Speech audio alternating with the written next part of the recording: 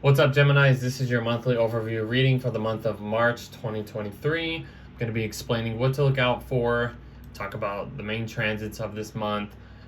We do have three big major transits happening this month, so this is like not only gonna, start something new, but it's gonna create. We're gonna be in a new chapter for not only the next couple years, but for the next 20 years for you.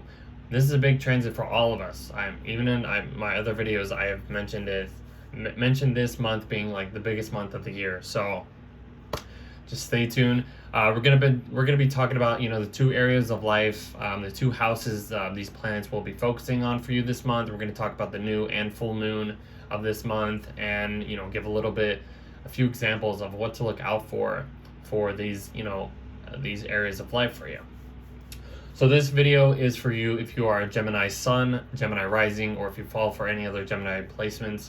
But it'll make more sense if you are a Gemini Rising, and when I'm explaining, where these planets, which area of lives are being affected for you. Okay, so what's going on for Geminis this month? So the Sun will continue to travel through your 10th whole sign house of Pisces before entering your 11th whole sign house of Aries by the end of the month. I will talk about that a little later in the video, but having the Sun continue to travel through your 10th whole sign house of Pisces, this is going to be focusing on your career, your public life, your reputation, any responsibilities you need to take care of, long-term goals, all that stuff. And Mercury will be entering this sign, the 10th house of Pisces for you Geminis, and Mercury being in the 10th house, this is going to shift your mindset to focus on career stuff, maybe learning new skills in your career, or taking on a different role in the way you communicate or share ideas. Mercury doesn't have, Mercury doesn't work as good, I should say. In the sign of Pisces, it is in its fall. Mercury is about the details, communication, being practical, all that stuff, because Mercury rules the opposite sign over here at Virgo. This is where Mercury is exalted in. Mercury being in Pisces is a Jupiter ruled sign, so it's about the bigger picture. It's about the visions. It's about having faith. It's about spirituality and all that stuff.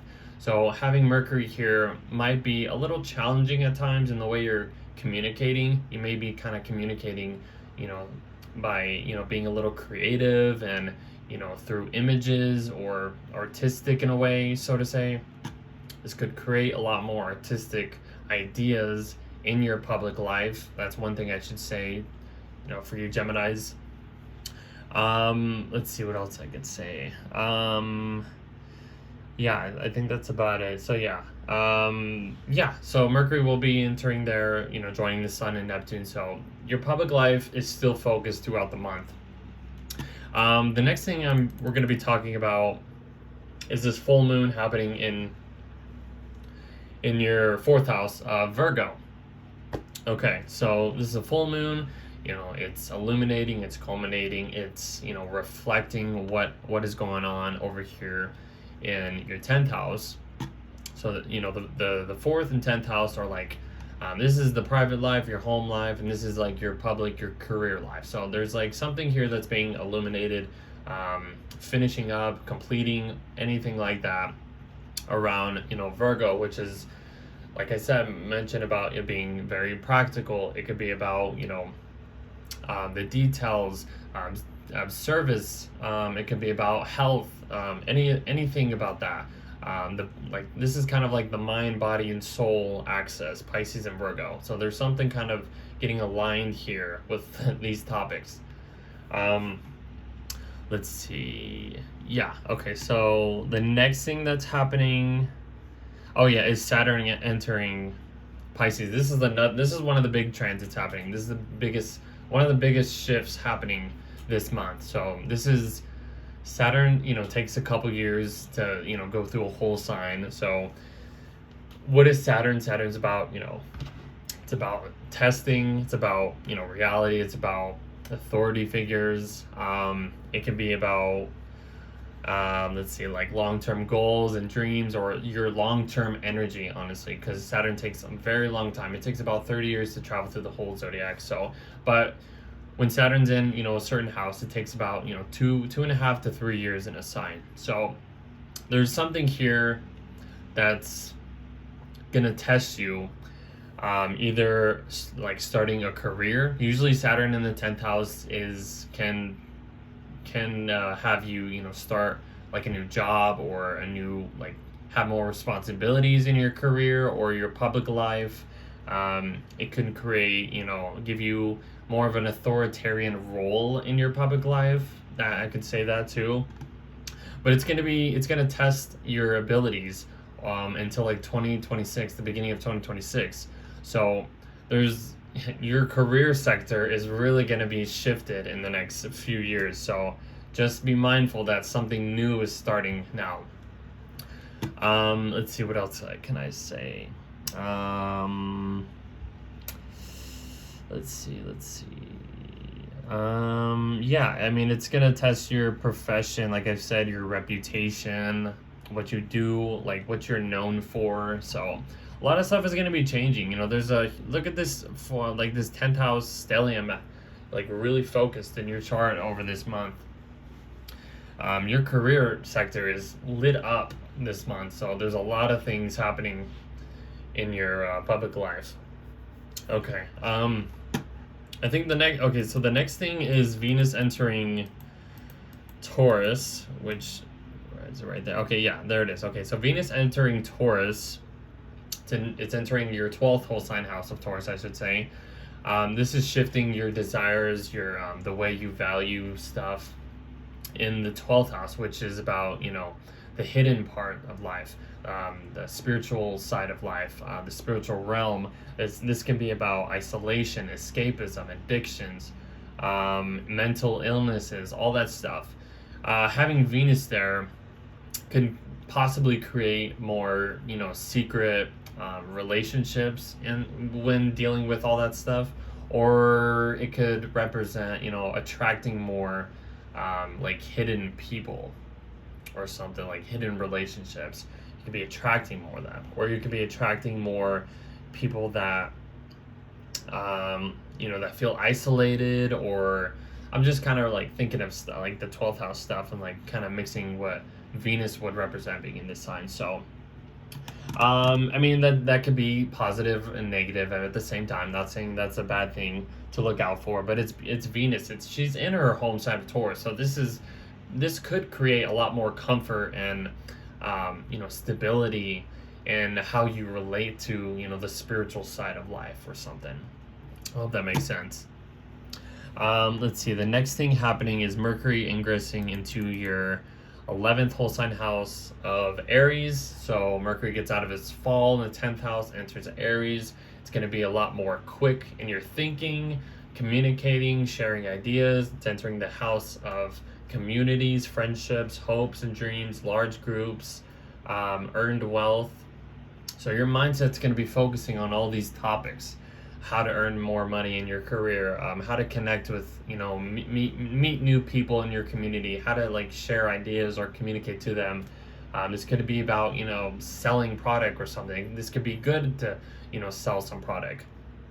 Mercury in Aries will be, very sharp, very quick, very, very like fiery. It's very passionate, and it's just very sharp. Mercury is in a Mars ruled sign, so this one makes it very like sharp to like communicate things in a way. So, but yeah, you're going to be focusing on, the more 11th house stuff, especially when the sun, and we also have this new moon happening in your 11th house. So it's like the vibe shifts for you, for Geminis, from your 10th whole sign house, having that stellium there, to having a stellium in your 11th whole sign house of Aries. So this is like, okay, now something is initiating, something is starting in the area of life where, it deals with large groups, alliances, friendships, your community. Something here is, being sparked. There's something initiating, and there's like something starting in this area of life. So this could bring a lot more, passion, more energy toward putting your energy towards these topics. The sun is exalted in Aries, which will give you an extra boost of energy in this area of life.